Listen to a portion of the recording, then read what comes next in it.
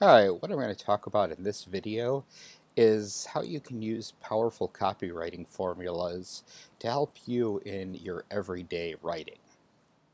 Now, what is copywriting? Well, if you look at Wikipedia, a good definitive source, it's written content conveyed through online media and print materials and yada yada yada before you go to sleep. But in other words, it's using the written word to persuade. It's salesmanship in writing. And there's, like anything else, there's rules that if you follow can make your writing a lot more persuasive. Even if you're not in sales, you could use it for trying to get an important meeting. Like a lot of different things that you may not think of as sales, but anytime you're in a situation where you need to convince somebody of something, in a way, that is sales. The reader. Whenever you're writing, that's the first thing you need to do, no matter what, is it needs to focus on the person you're writing it to. How does it benefit them? Make it about them. People, we have a self-interest. We may say we don't, but human nature is that we are self-focused. So whenever you're writing, do that and make it about the person who's going to be reading that. Now, as I kind of hinted to before, there's numerous formulas that have been used by copywriters over the years. A lot of these originated with early direct response copywriters such as Eugene Schwartz, John Caples, Victor Schwab, among many others. And modern copywriters are still using many of these today. And now the delivery mechanism of the medium that we get these through, they may have changed, but human nature is still there. People are still people, and that's why this stuff works. So what I'm going to do here is I'm going to go over some of the formulas, talk about them, so you can think about how you can make your writing a little more persuasive. AIDA, A-I-D-A. This is probably one of the most famous formulas. Many others have started from there. If you saw Glengarry Glen Ross, you might have seen the Alec Baldwin character quoting it. But it's attention. Did you get their attention? Interest. Are they interested in your offer? Desire. Do they desire the solution you have? And action. Did you tell them how to take action? Pretty straightforward. Attention, interest, desire, action. Those are the things you need to build with the prospect or the reader. SSS. The star, the story, the solution. What you're doing is you're identifying a main character. That main character could be a celebrity, could be the customer. You share a story of how they had the same problem that your prospect had. And then finally, you show them how you have the solution. And this is something I'm sure you've seen in infomercials or on home shopping QVC. That's the type of stuff. They're showing somebody who has a problem.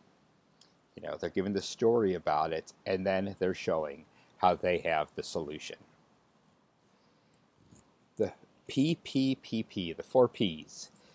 Picture, promise, prove, and push. Paint a picture in their heads. What's going on? Look, imagine your hair. The promise that you're going to show them the results. Prove how you'll get it. And push, get the prospect to take action. This is again also similar to the as seen on TV method. They're painting this picture of what can go wrong.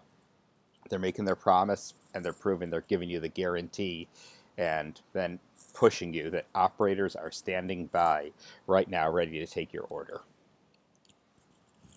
The 4 U's.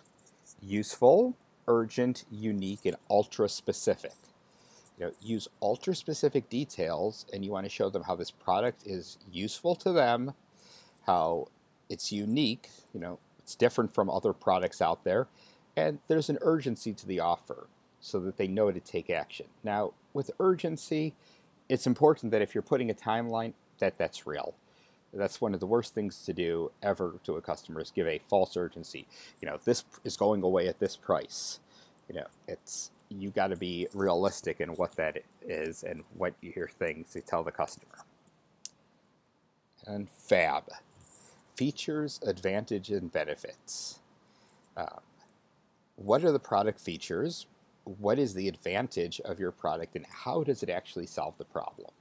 It's very common for those that are close to a product to think exclusively in terms of features. The problem oftentimes, though, is that the feature does not mean anything to the customer.